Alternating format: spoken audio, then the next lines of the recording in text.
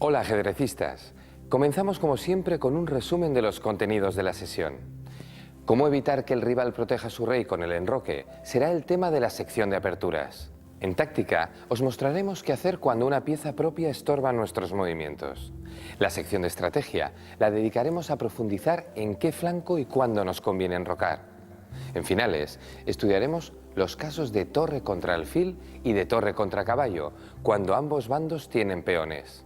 Y en la lección del gran maestro, Miguel Illescas nos mostrará una partida en la que el control de la diagonal A6-F1 impidió el enroque de las blancas con consecuencias nefastas para este bando.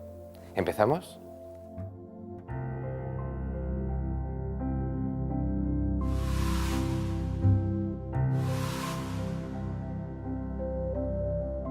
En ajedrez, lo que es beneficioso para nosotros es perjudicial para nuestro rival. Como ya sabéis, una de las jugadas más recomendables es enrocar pronto y poner a salvo el rey.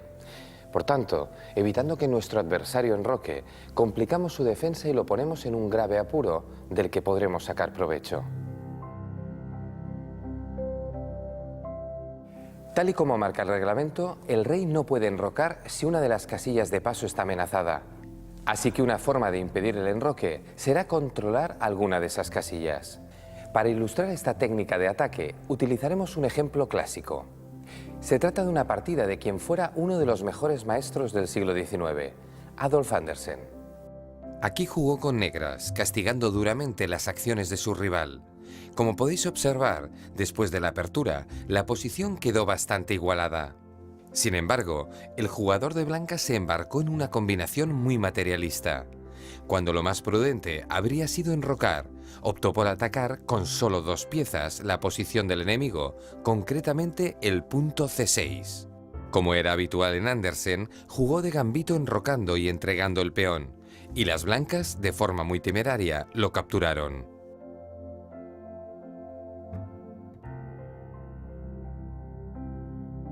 A pesar de que con ello ganaron un peón y amenazaron la torre de A8, Andersen no se preocupó por el material y se concentró en el ataque. Desarrolló su alfil de dama para controlar, desde A6, la casilla de paso F1. De esta manera, cortó el acceso del enroque del rey enemigo. Como la casilla F1 estaba amenazada, el rey blanco no pudo enrocar. Decidió entonces capturar la torre de A8, cambiándola por su alfil. Desde el punto de vista material, el blanco logró una gran ventaja, peón y calidad de más. Pero si analizamos la posición, veremos que todas las piezas negras estaban ya desarrolladas y su rey bien protegido. ¿Y qué ocurría en el bando de las blancas? Que solo disponían de un peón en el centro. El resto de su ejército estaba todavía en casa y todavía peor, se habían quedado sin la posibilidad de poner a salvo el rey. Después de dama F3, Andersen aprovechó la coyuntura para abrir líneas contra el rey rival. Jugó caballo D7, con la idea de saltar a E5 y desde allí acceder a D3, dando un jaque mortal que evitaría para siempre el enroque blanco. Su rival no se percató de la amenaza que se cernía sobre él.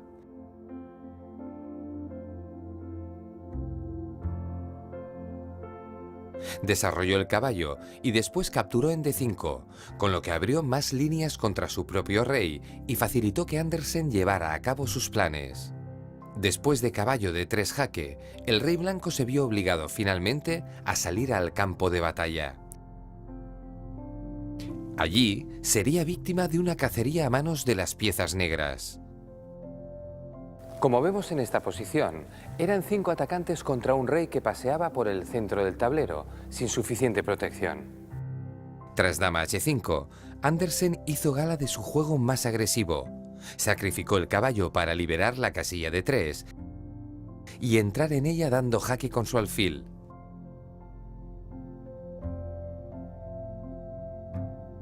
Continuó el ataque mortal con dama E6 jaque. El rey blanco se vio forzado a emigrar a un terreno cada vez más peligroso. Las piezas negras sumaron esfuerzos y acosaron al rey blanco hasta acabar con un temprano jaque mate. Observad lo lejos que se encontraba el rey blanco de su ejército.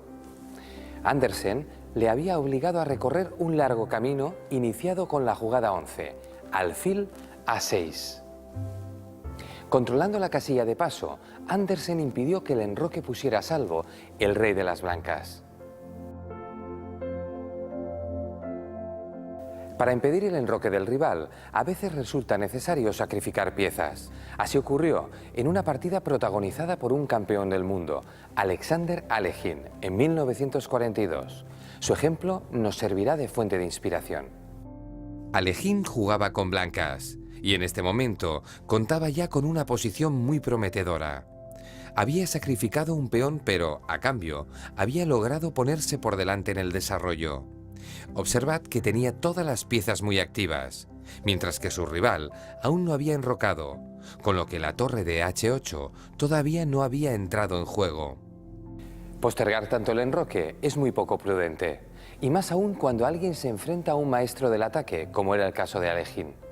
Fijaos qué hizo para evitar que su rival enrocara. Sacrificó la torre en A6.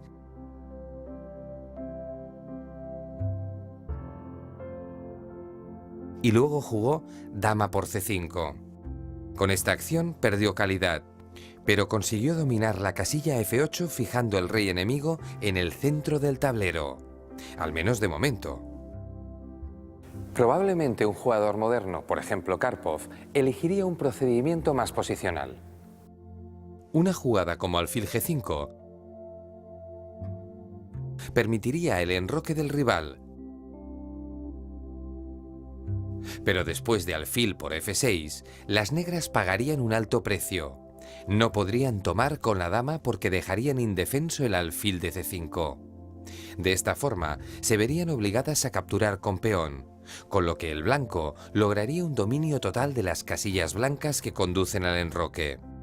Ahora, la dama blanca podría buscar un camino que le acercase al ataque. Alekhine, sin embargo, era mucho más agresivo.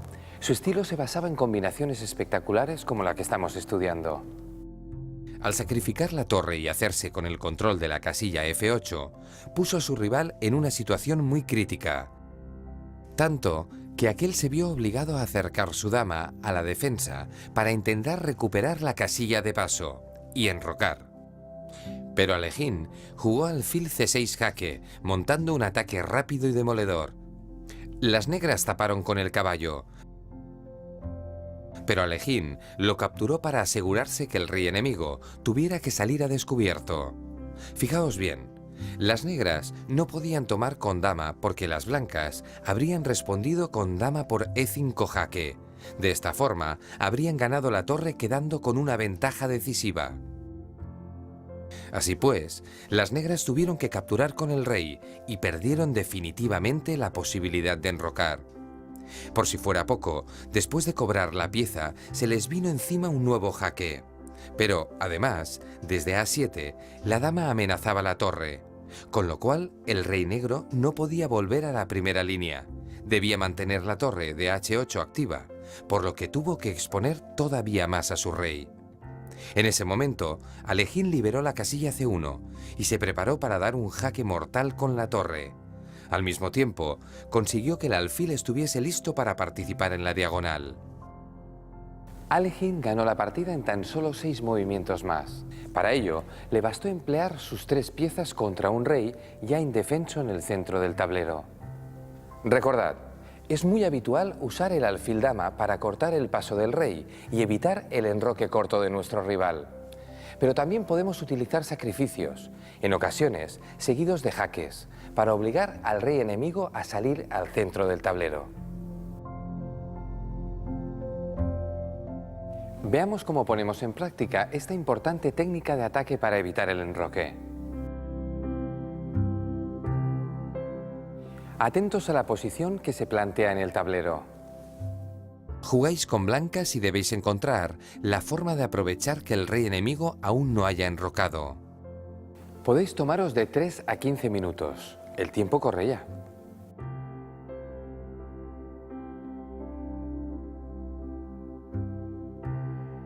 Y vamos con la respuesta. La maniobra comienza con E5. Es una excelente jugada, ya que plantea la apertura de la columna E para dar jaque con la torre. Cuando las negras capturan, seguimos con la jugada complementaria alfil A3. Así conseguimos fijar el rey enemigo en el centro. Felicidades a los que hayáis visto las dos jugadas. Tenéis a las negras en vuestras manos. Las negras pueden intentar hacer presión en el centro, pero la torre blanca está lista para salir al ataque por la columna E. Con la captura del peón central, las blancas obligan al rey negro a moverse y perder definitivamente el enroque. Como el rey no dispone de una barrera de peones que le protejan, su posición queda colapsada por la irrupción de las piezas blancas. El caballo salta finalmente a G5 y amenaza mate en una. Las negras, como decíamos, están perdidas. En 1859, Paul Morphy jugó una sesión de simultáneas a la ciega. Tal vez por eso mismo, por jugar sin ver, no acertó con la forma de ganar. Fijaos.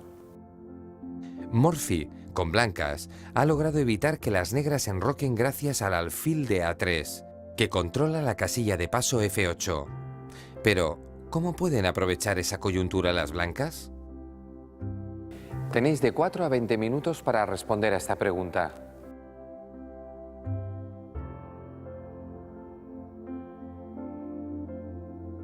La respuesta de Morphy fue tomar en C6 con la dama, pero así perdió parte de su ventaja. Veamos entonces cuál era la mejor opción. La clave estaba en avanzar a E6, abriendo columnas y diagonales contra el rey enemigo. Ahora, tras la captura obligada de alfil por E6, la torre blanca se sacrifica para saltar después con el caballo a E5 y crear dos amenazas mortales. Observad, alfil G6 es mate en una y dama C6 mate en dos. Las negras no tienen forma de defenderse y si intentan escapar moviendo a dama C8, reciben mate en dos jugadas.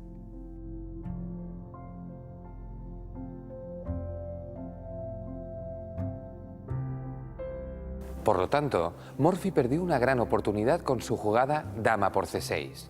Pero recordad, estaba jugando a la ciega, a mediados del siglo XIX. Todo un acontecimiento para la época.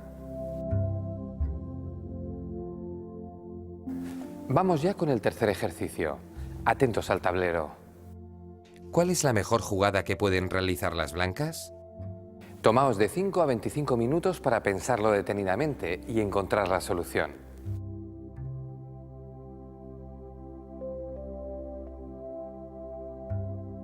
Descubramos ya la respuesta. Debemos ser conscientes de que nos enfrentamos a un peligro importante. El alfil de A6 está impidiendo el enroque corto y además, la torre negra amenaza con entrar en E8 para atacar el rey por la columna abierta. Es evidente que necesitamos enrocar cuanto antes. ¿Cómo podemos hacerlo? Una jugada de aprobado sería caballo de E2 o caballo C E2, pero con cualquiera de estas dos, las negras tomarían en D5. Fijaos, si jugásemos caballo C E2, las negras responderían con dama por D5.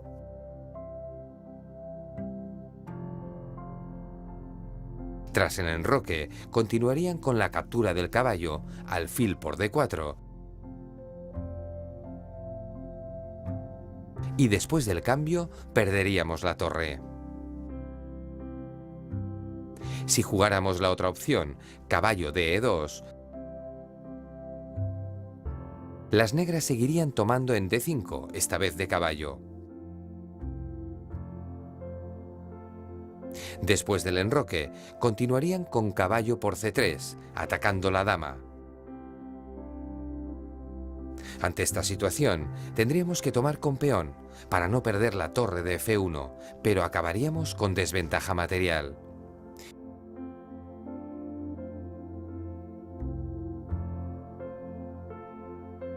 Esta variante no estaría mal si cambiásemos el caballo antes de enrocar.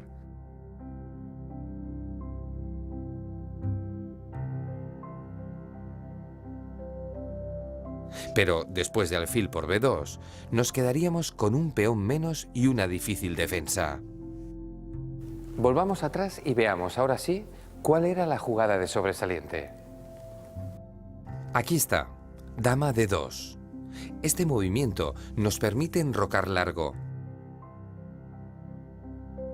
Ahora, cuando las negras toman en D5, nosotros enrocamos y evitamos cualquier peligro directo. La partida real siguió con caballo por C3, dama por C3, dama D5, dama A3, alfil por D4 y dama por A6. Bien, en este punto ya hemos visto que la posición es favorable para las blancas. Felicidades a los que hayáis encontrado la jugada defensiva dama de 2. Para ganar hay que saber defender.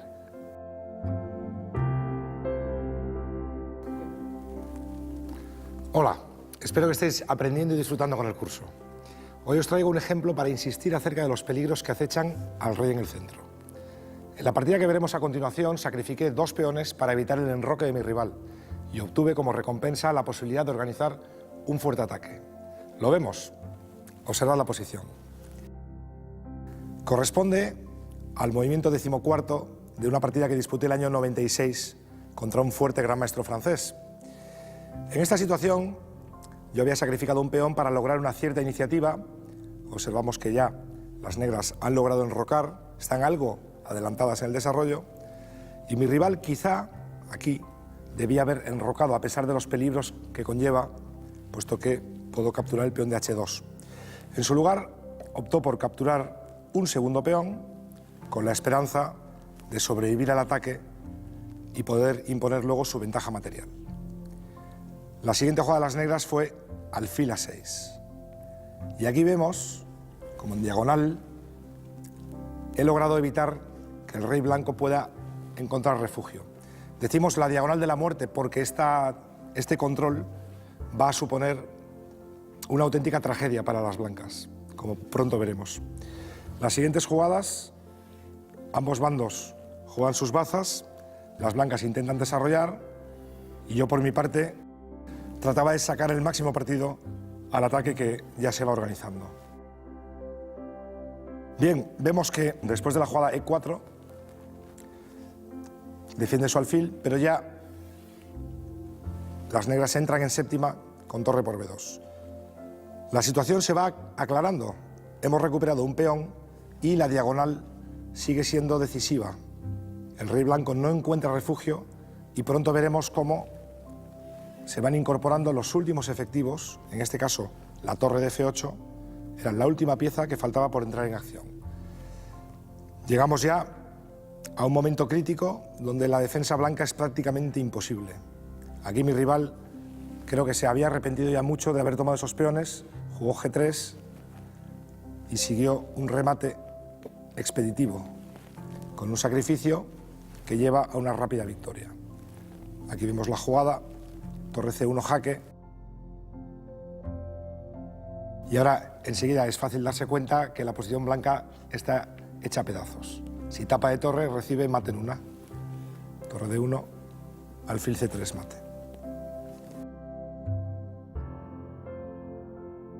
Evidentemente, el resto de la partida es fácil, mi rival tuvo que tapar de dama.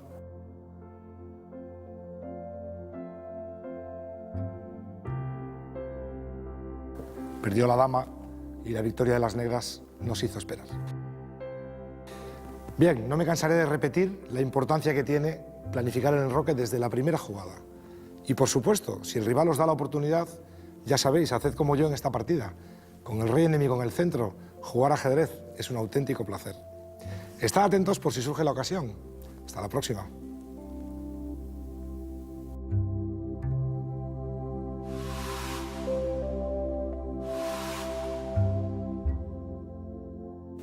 En ocasiones no podemos hacer una jugada ganadora porque topamos con una de nuestras piezas como obstáculo, bien porque ocupa una casilla que necesitamos o bien porque obstruye la trayectoria. Aquí es cuando hay que utilizar la táctica para mover de forma eficaz la pieza que estorba. Vamos a centrarnos en la primera situación, cuando una pieza propia ocupa una casilla que necesitamos desocupar. Fijaos en esta posición. Si la torre negra no estuviese ocupando la casilla G2, la dama podría acceder a ese punto y dar jaque mate. Por lo tanto, las negras deben deshacerse de su propia torre. Pero para asegurarse el mate, tienen que mover con precisión. En este caso, la solución es bastante fácil. Torre por H2 jaque.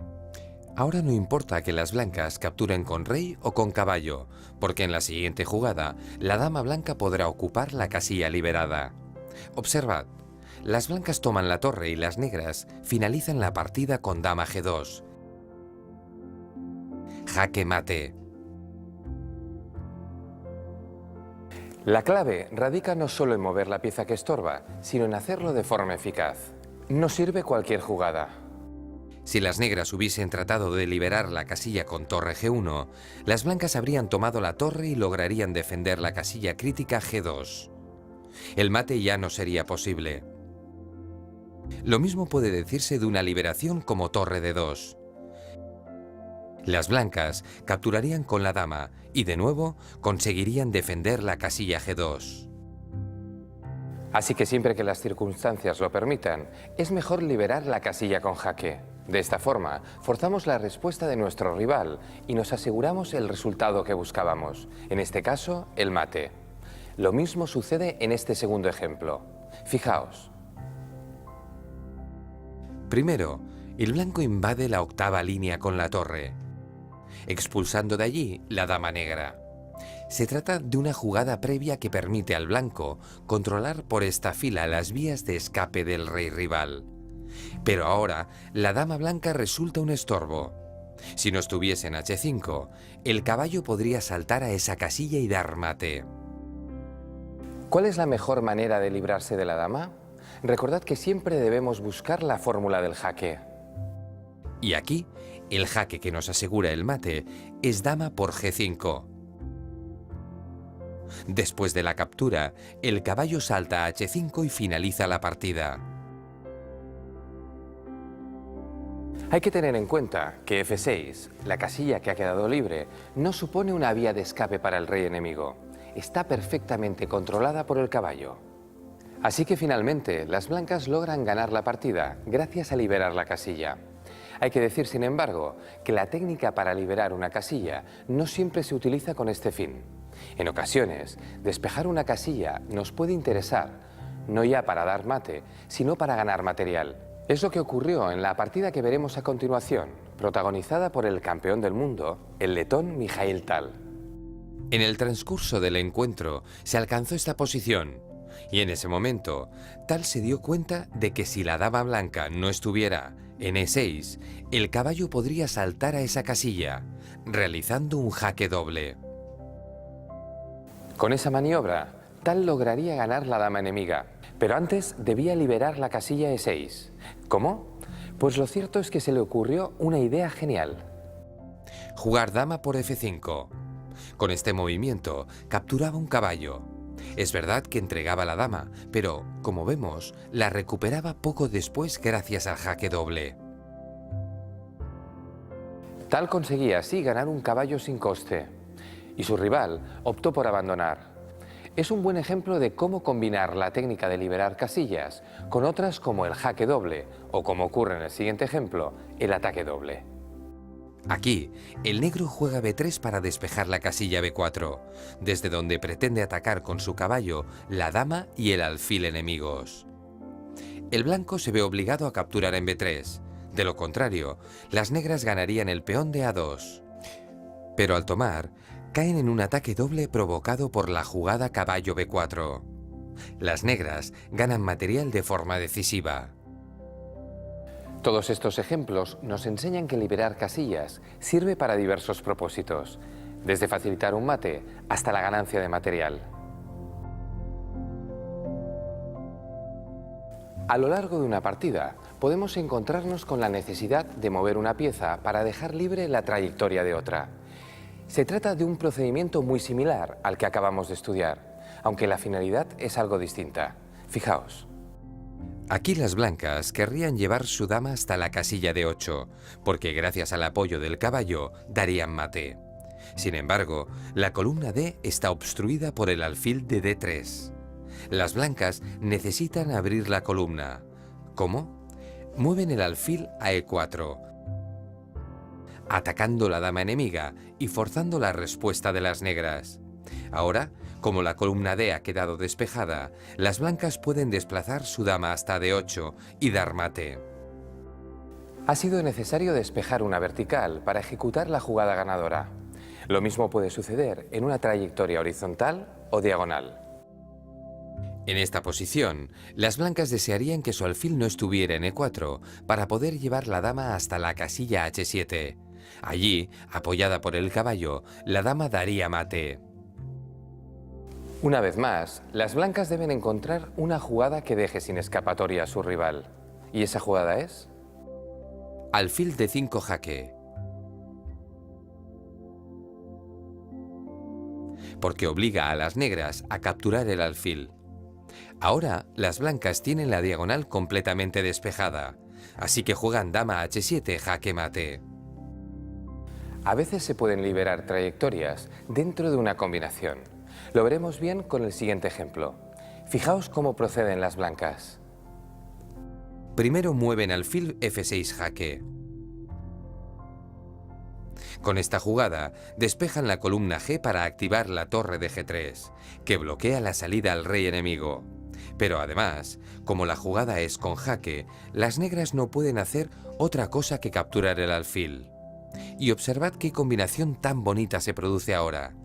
Las blancas sacrifican su dama en H7 y después mueven torre H1.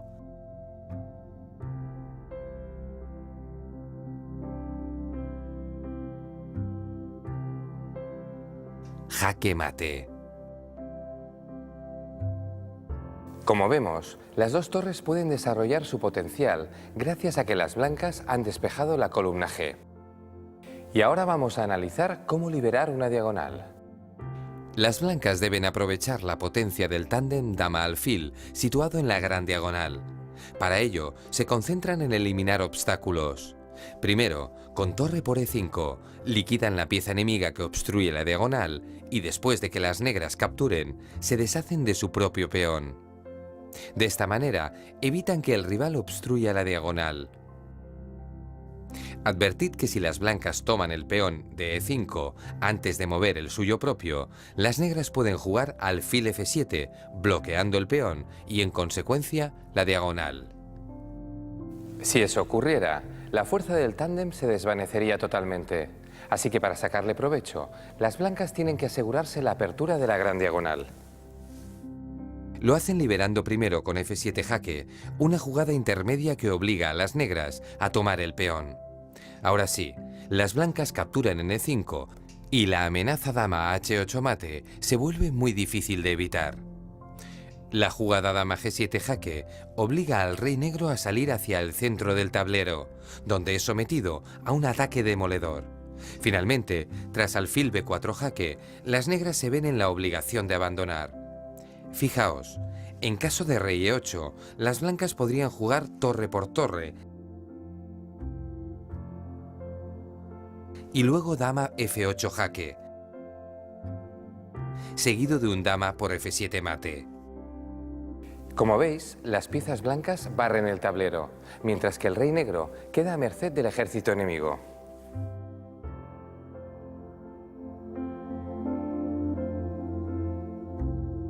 Ha llegado el momento de practicar. Nada mejor para aprender que ejercitarse en lo aprendido. Aquí vosotros sois los protagonistas. Alekhine jugaba con blancas, igual que haremos nosotros, y como veis, contaba con ventaja de calidad. Pero lo más importante, fijaos cómo confluyen las piezas. Les toca jugar a las blancas, que tienen la oportunidad de atacar. ¿Pero cómo? Tenéis de 3 a 15 minutos para dar con la solución.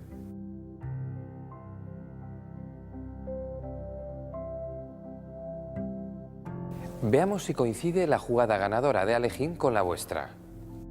Efectivamente, Alekhine jugó torre por G7 jaque.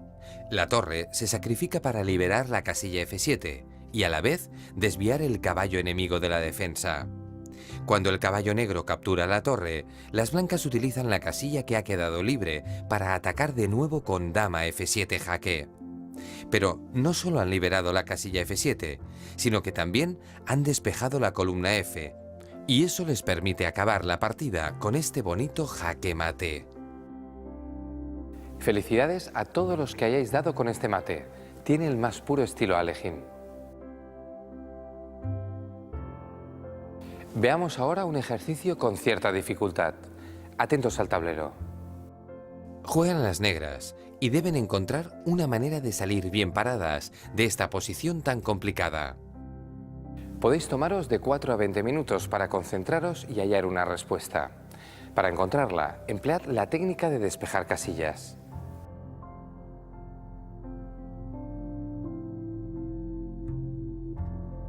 Vamos con la solución. Antes de dar con la jugada, hemos de ser conscientes de que las negras están sometidas a una grave amenaza. Observad, las blancas tienen dos posibilidades de dar mate en una. Pueden hacerlo tanto en G7 como en H7. Por lo tanto, las medidas que deben adoptar las negras son urgentes y extraordinarias. Intentar defenderse no sirve de nada. Tras caballo F6, las blancas podrían tomar en H7. Después de la captura del negro, las blancas entrarían por la otra vía. Dama por G7 sería mate. Aunque las blancas también podrían capturar el caballo defensor sin perjuicio de sus amenazas de mate. Así que cualquier jugada de las negras debe ser de contraataque y además con jaque. ¿Qué posibilidades tenemos? Si la dama no estuviera en F2, las negras podrían saltar allí con jaque. El rey blanco tendría que mover y las negras podrían tomar la torre con un nuevo jaque. De esta manera, podrían luego capturar la dama. Por tanto, la solución pasa por liberar la casilla F2. La manera de hacerlo es sacrificando la dama en E1. El jaque obliga a las blancas a tomar la pieza. Y ya con la casilla libre, las negras responden con caballo F2 jaque. Una gran jugada. Y continúan la secuencia hasta la captura de la dama rival.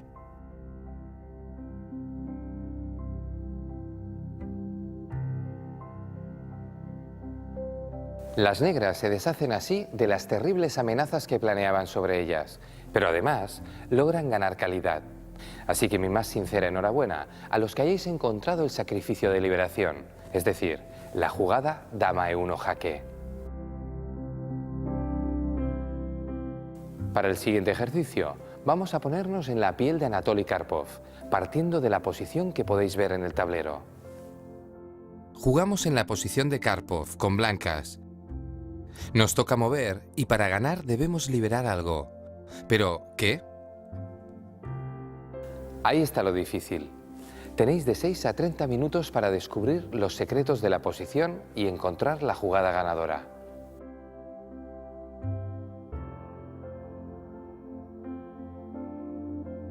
Y vamos ya con la genialidad de Anatoly Karpov. A ver si la habéis descubierto.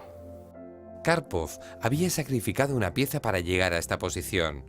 Observad que la torre blanca está siendo atacada por el caballo, que además defiende bien la casilla crítica H7. Las blancas necesitan llevar su dama al ataque, pero no tienen por dónde entrar.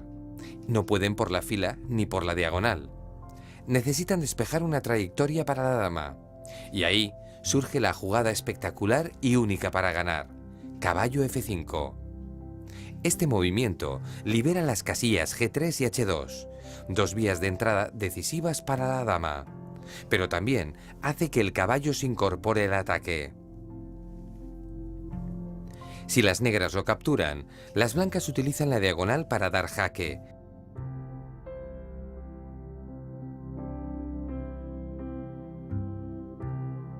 Y como vemos, ganan fácilmente, ya que llegan a la casilla crítica G7. Y es que en realidad, las negras no tienen opciones. Si tratan de tapar la diagonal, se encuentran con que, con el caballo en F5, se ha incrementado la presión sobre G7. Las blancas pueden utilizar esa fuerza para liberar la acción de la dama por la fila. Y tras caballo por h7, las blancas rematarán la partida con dama g7 mate. Esta variante es un ejemplo excelente de doble liberación. Sin embargo, antes veamos cómo respondió en la partida el rival de Karpov. Optó por una tercera posibilidad, tomar la torre. Pero entonces, la dama blanca maniobró con gran elegancia, atacando siempre con jaque hasta llegar a la casilla crítica g7.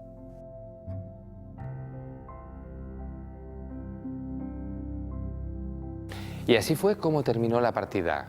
Dama g7, jaque mate.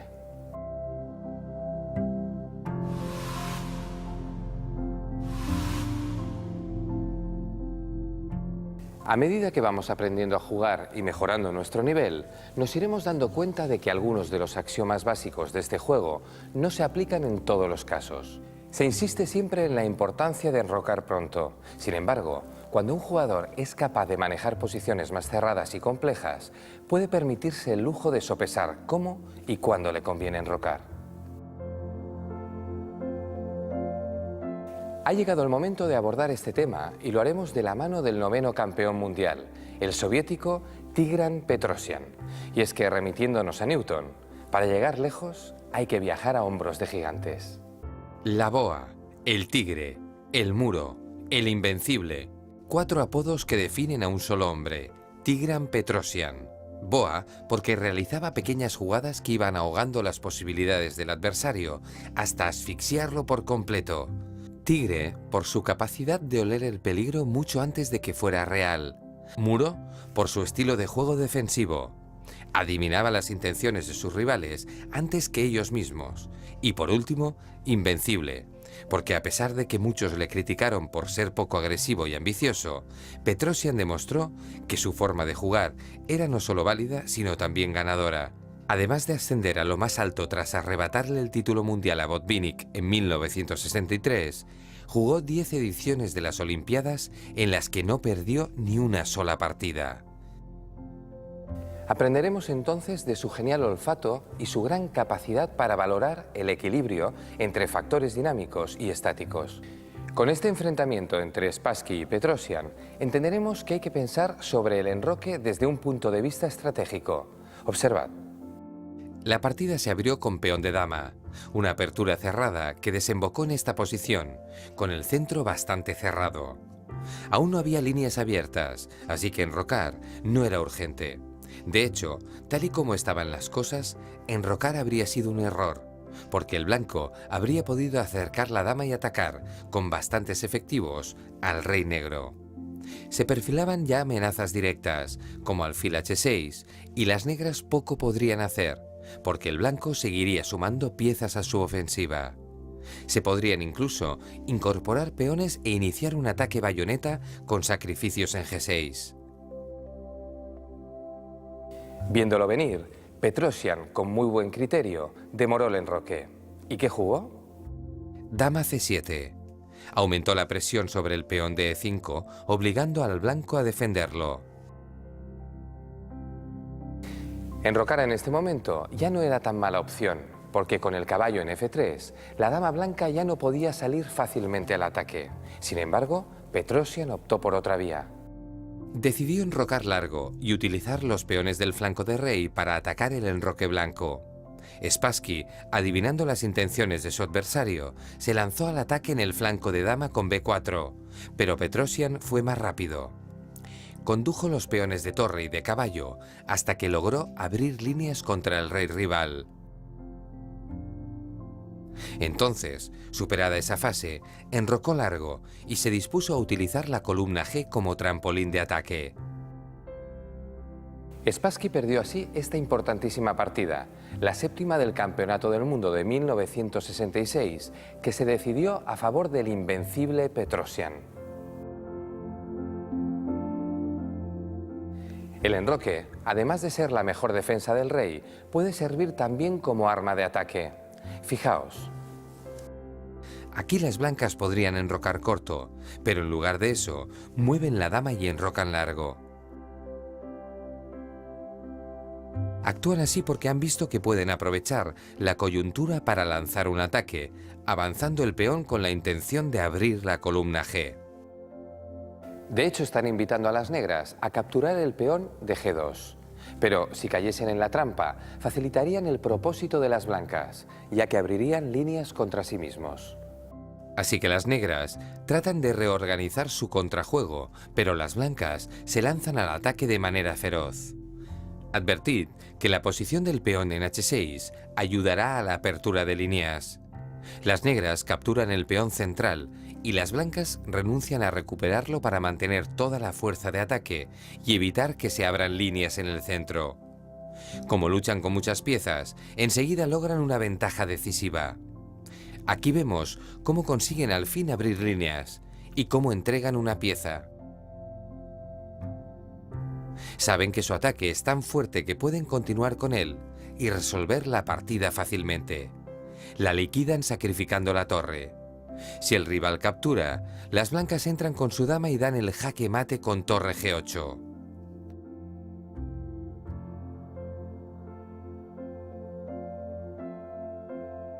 Recordad, el enroque largo puede ser una buena oportunidad para atacar el enroque corto de nuestro rival. Vamos a poner en juego nuestra habilidad estratégica, probando cuándo y dónde nos conviene enrocar. Atentos al tablero. A continuación, un ejercicio sobre cuál es la mejor opción para enrocar. Las blancas realizan un enroque largo. La pregunta que ahora nos planteamos es: ¿dónde enrocaríais con las negras? ¿Apostáis por el enroque corto o por el largo? Tenéis de 3 a 15 minutos para tomar una decisión.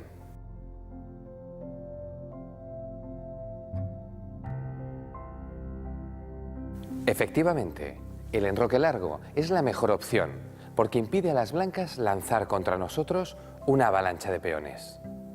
Por el contrario, si enrocásemos en corto,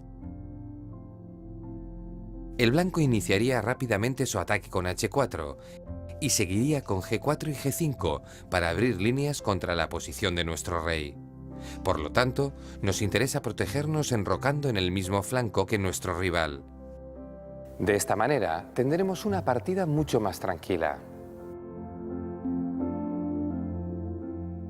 En el problema que sigue, os voy a plantear una disyuntiva relativa a las opciones de enroque a partir de una posición dada. Observad bien. Jugáis con negras y debéis elegir entre el enroque corto y el enroque largo. Tomaos de 3 a 15 minutos para escoger la mejor opción.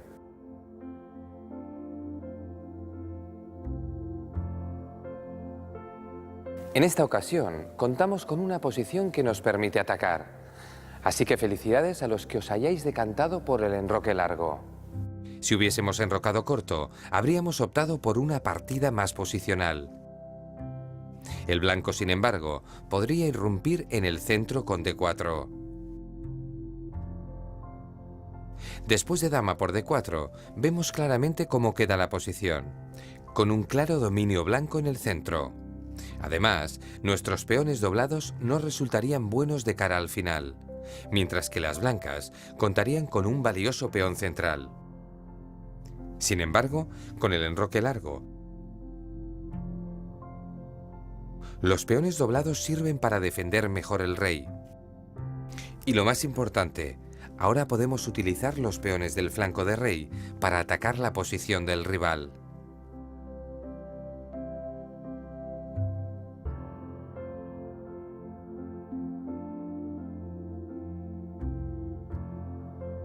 Las blancas juegan caballo H2, tratando de evitar el avance a G4. Pero las negras tienen capacidad para incorporar más piezas al ataque. Los movimientos defensivos de las blancas no son suficientes. Y cuando intentan reaccionar en el centro, ya es tarde. Las negras siguen avanzando y en la jugada 15 logran romper definitivamente la muralla defensiva del rival. Por lo tanto, enrocar largo nos ofrece la posibilidad de atacar con todas nuestras fuerzas. Una oportunidad que no podemos dejar escapar. Enhorabuena si habéis optado por esta ambiciosa jugada. Las decisiones sobre el enroque son de vital importancia en el desarrollo de una partida, así que vamos a practicar a continuación nuestra capacidad de toma de decisiones. Esta es la posición en cuestión. Juegan blancas, pero ¿qué les conviene más? ¿Enrocar y poner a salvo su rey o dejarlo en el centro? Tomaos de 4 a 20 minutos para pensar qué jugada haríais vosotros.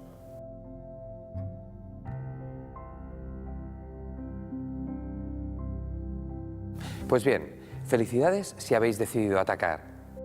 El enroque corto es una jugada demasiado pasiva. La posición de las blancas es buena, de hecho ya lo era antes. Pero con el enroque se pierde la oportunidad de salir al ataque. ¿Y cómo se puede atacar? Pensemos en voz alta. El centro está bloqueado y eso hace que el rey blanco, por ahora, no se vea en peligro. Así que las blancas pueden aprovechar las vías que sí están abiertas para buscar el mate. La jugada dama c2 amenaza mate en una. Si las negras lo defienden, el blanco puede atacar capturando al paso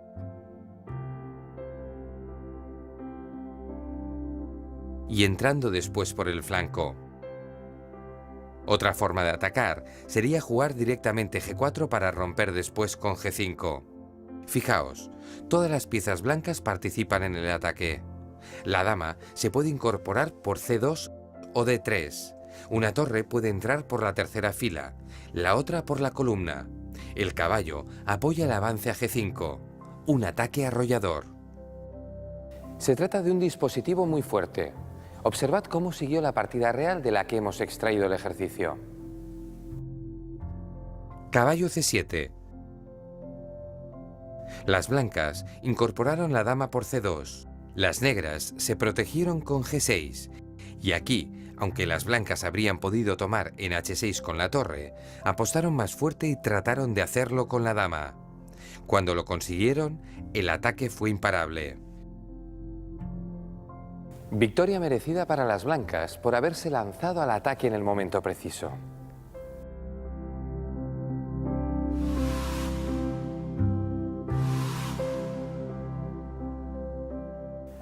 A continuación, vamos a hablar de los finales en los que un bando tiene ventaja de calidad. En concreto, nos centraremos en dos casos: torre contra alfil y torre contra caballo. Pero eso sí, cuando ambos bandos tienen peones, que es en realidad lo más frecuente.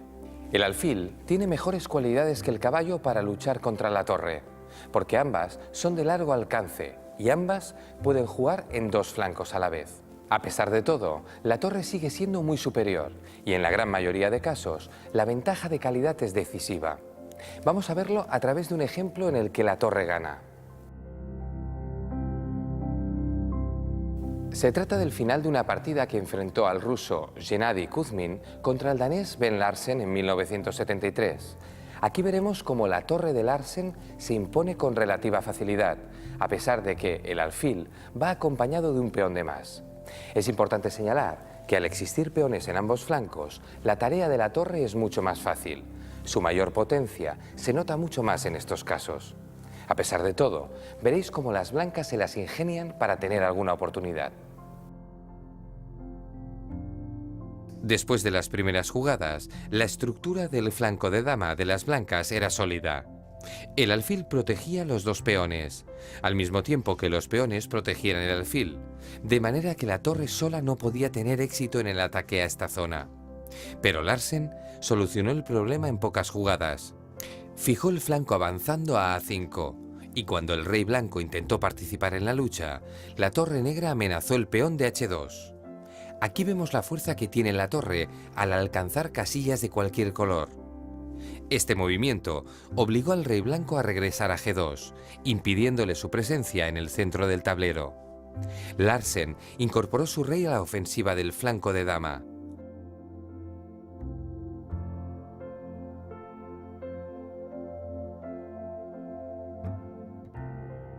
Y se tomó su tiempo para volver a cortar el acceso del rey blanco con torre F6. Kuzmin se mantenía a la expectativa, perdiendo tiempos con el alfil sin abandonar la diagonal A2G8, puesto que el rey negro merodeaba por la zona y parecía que quería atacar. Sin embargo, de repente las negras revelaron sus auténticas intenciones, con rey D2, amenazar también el flanco de rey. Las blancas lo evitaron, respondiendo con rey F1, pero quedaron en una posición muy pasiva. Kuzmin trataba de mantener la estabilidad, moviendo el alfil, pero Larsen aprovechó para avanzar a H5, proyectando la ruptura en H4.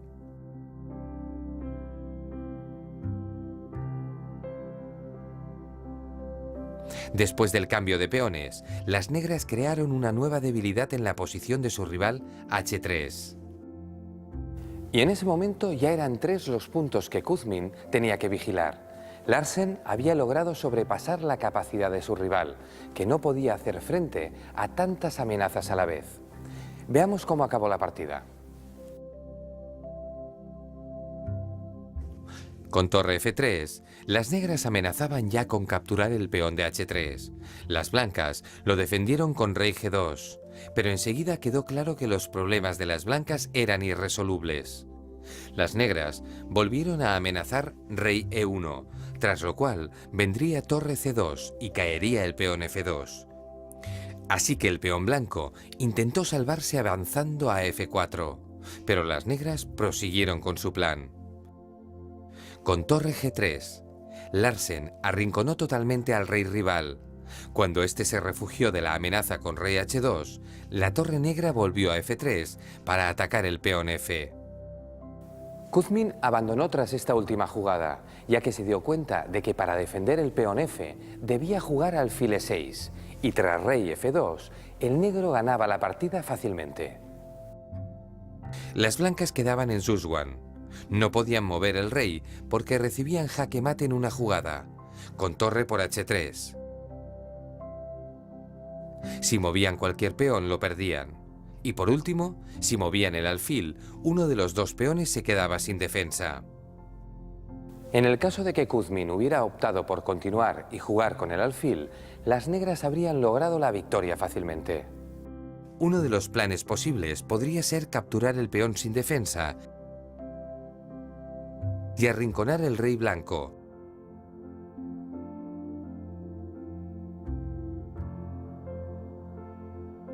Para luego llevar el rey negro hasta C2 y sacrificar con torre por B3. Las blancas no podrían hacer nada, debido a que la fuerza de la torre, con la ayuda de un peón, paraliza totalmente al rey enemigo. Y esta es la gran diferencia entre torre y alfil. Esa potencia en posiciones abiertas da mucha ventaja una sobre otra. Por otro lado, también hay que destacar que es habitual en este tipo de finales utilizar la torre para obligar a la pasividad del rey rival. Veamos ahora un par de casos en los que el alfil puede tener éxito. Es lo que se conoce como fortaleza. En ajedrez se entiende por fortaleza una posición inexpugnable en la que la estrategia defensiva se basa en esperar e impedir al mismo tiempo que el rival progrese. Como veréis a continuación, el alfil y el rey van a ser capaces de luchar con éxito contra unas fuerzas muy superiores. Torre y peón. Observad. El alfil blanco se mueve entre C5 y B6 para no dejar de controlar la casilla clave E3. De este modo, impide que el rey enemigo pueda avanzar. Si el rey negro intenta dar la vuelta por F4, el alfil blanco está en condiciones de dar al jaque y expulsarle de la otra casilla crítica G3. Además, como el alfil tiene muchas casillas desde las que controlar E3, la torre no puede expulsarlo de la diagonal A7 G1. Finalmente, el bando fuerte intenta sacrificar el peón. Antes de capturarlo, las blancas realizan un movimiento fundamental, rey G2. Es muy importante esta última jugada, porque si las blancas jugaran directamente alfil por F2, el rey se vería envuelto en una red de mate. Perderían el alfil y en pocas jugadas la partida. Por eso, las blancas juegan rey G2 con la idea de capturarlo ahora, con el rey fuera de peligro en segunda línea. Si las negras coronan y fuerzan al rey rival a volver a la primera línea, intentan darle jaque mate, pero el rey escapa fácilmente. Ahora de nuevo, la presencia del alfil y el control que ejerce sobre E3 impiden el paso al rey negro. Contra el intento de jaque torre E2, el rey blanco simplemente huye hacia el centro del tablero y salva la partida. Volver a F1 sería un grave error por parte de las blancas.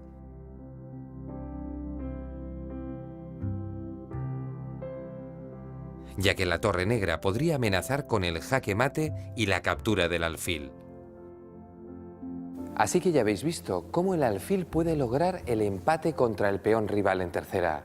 Examinemos qué ocurre en esta otra posición. Este es un caso muy curioso, ya que habitualmente torre y dos peones ganan a alfil y dos peones. Aquí, el alfil es capaz de crear y mantener una barrera junto con sus peones. El alfil controla la casilla crítica de acceso a F3. El peón de G3 controla F4 y el rey F1 y F2. Esto forma un muro frente al rey de las negras.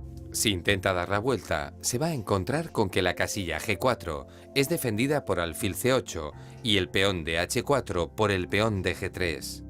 Así que las blancas disponen de una fortaleza y lo único que tienen que hacer es esperar, moviendo el alfil sin que pierda el control sobre F3. Si las negras intentan alguna maniobra de ataque, como torre A5, y luego el avance a G5, las blancas tienen que capturar con peón H. De otro modo, perderían el peón G, que es el que controla las casillas clave F4 y H4, y por lo tanto, se derrumbaría la fortaleza. Si las blancas permiten que el negro cambie en H4, moviendo alfil B7, las negras toman.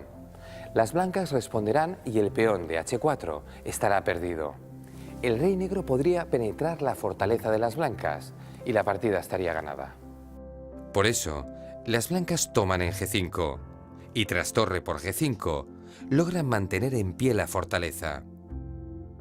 El peón y el rey todavía cortan el acceso al rey enemigo. Ahora, las negras amenazan con H4 y el blanco lleva su rey a H3 para solucionar el problema. Se rompe la fortaleza, pero las blancas capturan, justo a tiempo, el último peón del rival. De esta forma se garantizan las tablas. Si el rival de la torre es el caballo, la victoria por ventaja de calidad es mucho más fácil. Hay muy pocas situaciones en que el caballo pueda luchar contra la torre. Así que empezaremos por la situación más común, donde la torre gana. En esta posición, el caballo y el rey blancos defienden muy bien. Los peones están bloqueados y todo parece favorecer a las blancas. Sin embargo, la victoria negra es facilísima. Las negras clavan el caballo blanco con torre A3. Cuando las blancas juegan rey E2 para desclavar, las negras responden con rey E4 y entran en la zona de defensa de su rival. En pocas jugadas, las blancas perderán el peón y con él la partida. Vamos a ver ahora un caso excepcional. Se trata de una partida entre los rusos Viktor Korchnoi y Anatoly Karpov en la final de candidatos del año 1974. La partida es extraordinaria, ya que Karpov consiguió las tablas a pesar de que tenía un caballo y su rival una torre. Pero fijaos en las circunstancias que confluyeron para que esto fuera posible. En primer lugar, observad cómo Karpov, con negras, tenía calidad de menos, pero contaba con un peón más que Korchnoi. Entonces Karpov bloqueó el peón blanco que estaba adelantado y se lanzó a capturarlo. El caballo lograría enseguida tomar ese peón, con lo cual quedaría en una situación de equilibrio material. En segundo lugar, es muy importante señalar la mala distribución de los peones blancos. Estaban aislados, no formaban una cadena compacta. Y por último, la cuestión fundamental es que el juego se desarrolló en un solo flanco. El hecho de que los peones blancos estén en un solo flanco facilita mucho la lucha del alfil, o como ocurre aquí, del caballo. Observad bien.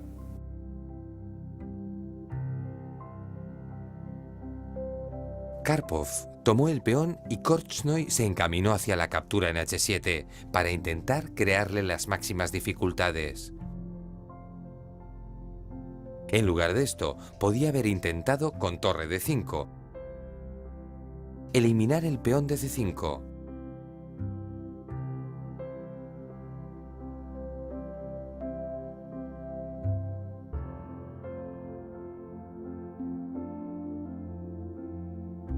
Sin embargo, previó que las negras, con caballo y 3 peones, conseguirían las tablas contra torre y 2 peones. ¿Por qué? Porque favorece a la defensa que todos los peones estén en el mismo flanco. Además, en este caso, las negras contaban con un peón más a cambio de la calidad. Por eso Korchnoi pensó que era mejor intentar capturar en H7. Con ello intentaba desequilibrar la lucha en el flanco de rey. Pero Karpov jugó de forma muy activa y eso le permitió salvarse.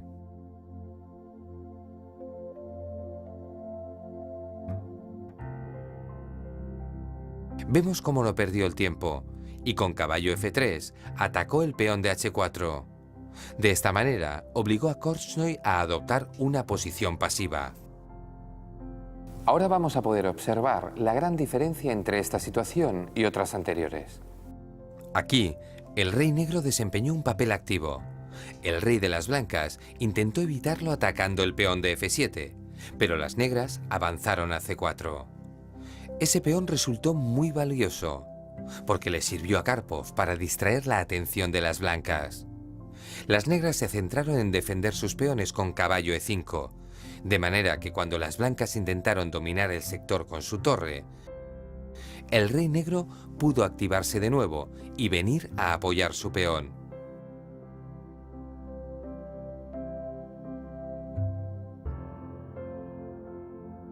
Cuando las blancas avanzaron a F4, las negras continuaron contraatacando de forma tan precisa que si el blanco quería tener alguna oportunidad de ganar, estaba obligado a defender sus peones. Pero Karpov dio total prioridad a la eliminación de los peones enemigos. Es muy importante tomar nota de cómo defendió Karpov. Observad que no se dejó embrujar con la tentación de avanzar su peón. Si hubiese actuado así, el rey blanco habría capturado en F7 y G6.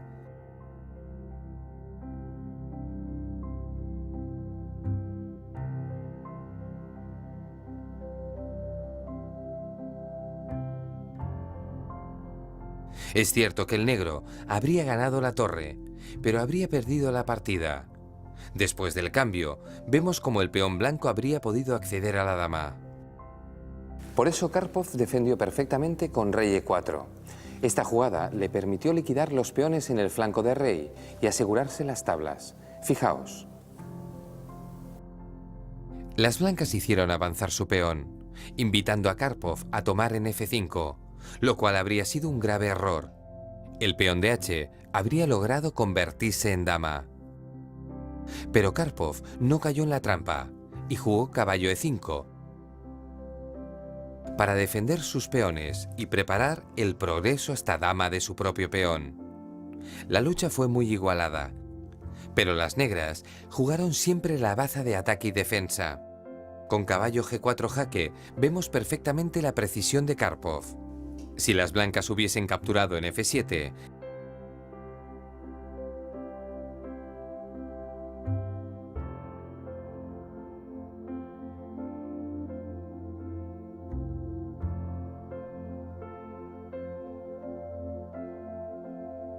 el negro habría entregado su caballo a cambio del último peón y finalmente no habría encontrado ninguna dificultad para conseguir las tablas con 2 peones tan adelantados. Le habría bastado con ir avanzando poco a poco, siempre con la ayuda de su rey, y llegaría justo a tiempo de empatar la partida. No os preocupéis si os resulta muy difícil entender los pormenores de esta variante tan larga. Recordad que muchas veces el bando débil se salva entregando su caballo por el último peón.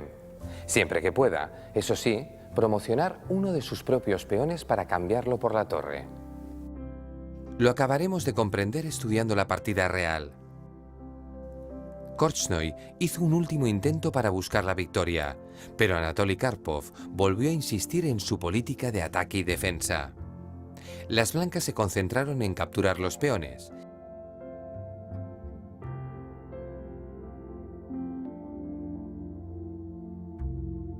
Y las negras en defender el suyo propio hasta que, por fin, Karpov, con caballo G2, forzó el cambio de su caballo por el último peón blanco.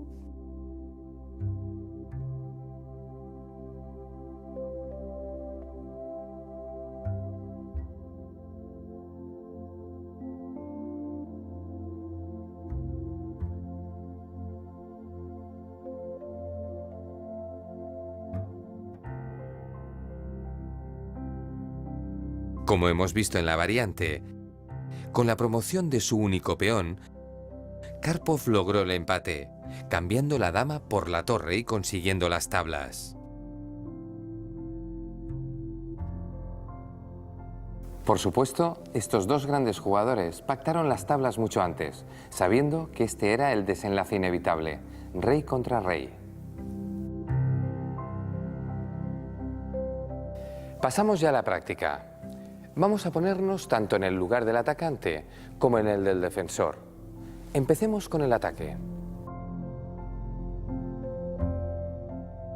Jugáis con blancas. Observad que están en una posición muy cerrada, nada favorable a la torre, ya que ésta necesita de columnas abiertas para desarrollar al máximo su potencial. La única columna abierta está bien defendida por las negras, que controlan todos los puntos de acceso. Disponéis de 2 a 10 minutos para encontrar el modo de ganar la partida.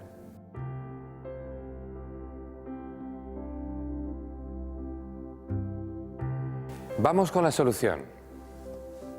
Felicidades a los que hayáis decidido empezar con el avance a H4. La idea es abrir una nueva columna para que la torre blanca tenga 2 vías de entrada en territorio enemigo. De nada serviría perder turnos con la torre, porque el negro también tiene jugadas de espera con el alfil, sin dejar de controlar las casillas de acceso a la columna. Tampoco sería eficaz el sacrificio con torre C5, puesto que las negras no tienen ninguna necesidad de tomar la torre.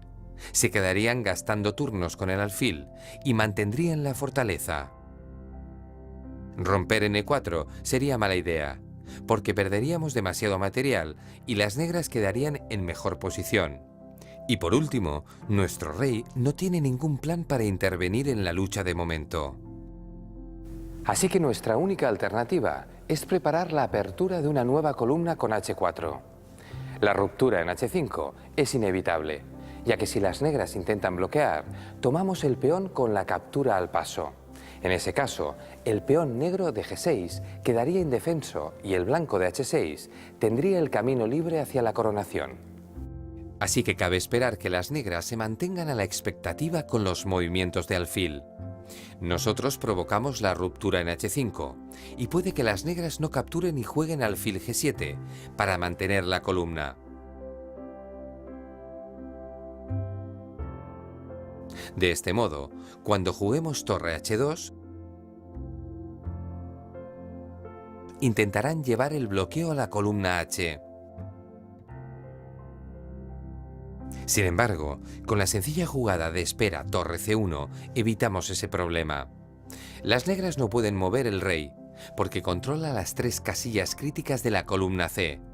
Por lo tanto, tienen que mover el alfil, con lo que nosotros ganamos tiempos. Si movieran alfil H8, nuestra torre entraría en la columna H y capturaría la pieza.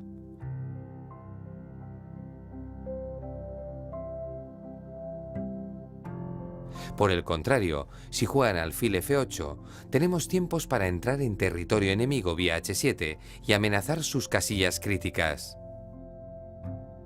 Con la torre en H disponemos de varias alternativas para ganar la partida. Si las negras juegan rey E7, respondemos con torre H7 jaque.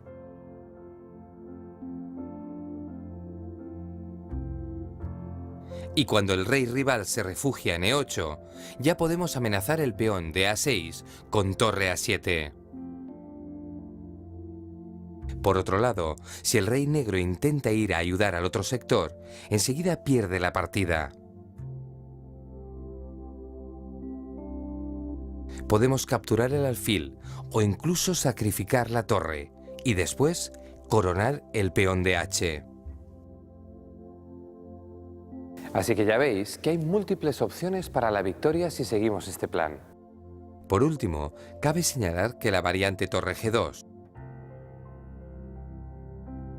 para luego dar un pequeño rodeo por G3 hasta H3, es menos precisa porque el rey negro llega a tiempo a G7.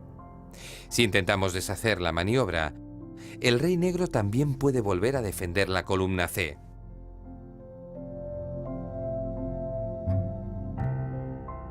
Jugamos con blancas. En el ejercicio que sigue a continuación, vamos a intentar defender una posición con calidad de menos.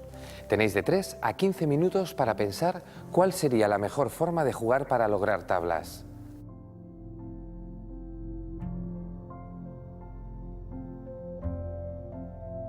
Vamos con la solución. En primer lugar, hay que decir que las negras amenazan torre por B5. Hay peones en los dos flancos, con lo que la situación es favorable a la torre. Si cae el peón de B5, el de A6 durará muy poco y las negras habrán ganado la partida. Así que el movimiento más efectivo para lograr las tablas es B6. De este modo limpiamos el flanco de dama y reducimos la ventaja de la torre. Tras la captura en B6, avanzamos a A7 y cuando las negras juegan torre A1 para evitar la coronación, contraatacamos con caballo por B6. Después de la limpieza de peones en el flanco de dama, volvemos con el caballo a la defensa del rey y conseguimos las tablas con facilidad.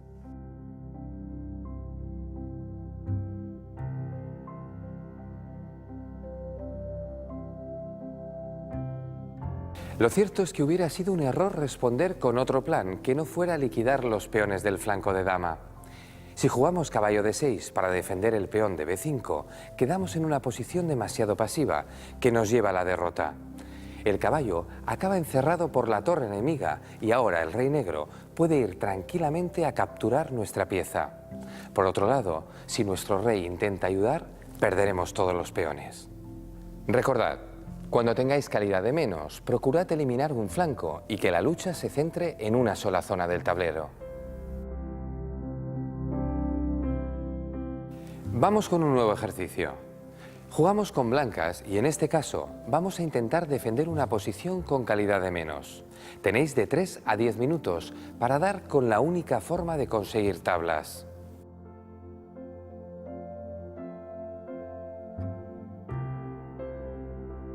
Veamos la solución. En primer lugar, hay que decir que las negras amenazan avanzar su peón 2 pasos, yendo directamente hasta H5. De esa forma, crearían un peón pasado en la columna H, que sería suficiente para ganar la partida. El rey blanco está muy alejado, y no llegaría a tiempo para impedir la coronación del peón. La única alternativa sería sacrificar el alfil al paso del peón por H2. Pero entonces, en lugar de calidad, las negras tendrían una torre completa de ventaja y lograrían la victoria con facilidad. Así que el único movimiento que permite obtener el empate es G5. De este modo, fijamos a los peones negros en el flanco de rey, es decir, los dejamos inmóviles para el resto de la partida. Si en algún momento las negras intentan avanzar su peón a H5, entonces las blancas ejecutan la captura al paso y juegan G por H6, con lo que eliminan la posibilidad de que las negras puedan crear un peón pasado alejado. Una vez situado el peón en G5, apoyado por el alfil de F4, las blancas solo necesitan hacer tiempos con su rey, porque las negras no tienen cómo mejorar su posición. Observad que hubiera sido un error jugar mecánicamente el rey a la casilla de 3, porque entonces la respuesta hubiera sido H5. Después del cambio de peones en H5, el peón negro tendría el camino libre hacia la coronación. Recordad, cuando tengáis calidad de menos, hay que evitar a toda costa que nuestro rival pueda crear un peón pasado. porque contando con el apoyo de la torre, será capaz de desequilibrar la partida e impedir la construcción de una fortaleza defensiva. Dicho esto, damos por finalizada la sesión. Espero que la hayáis disfrutado y que estéis deseosos de poner en práctica todo lo aprendido.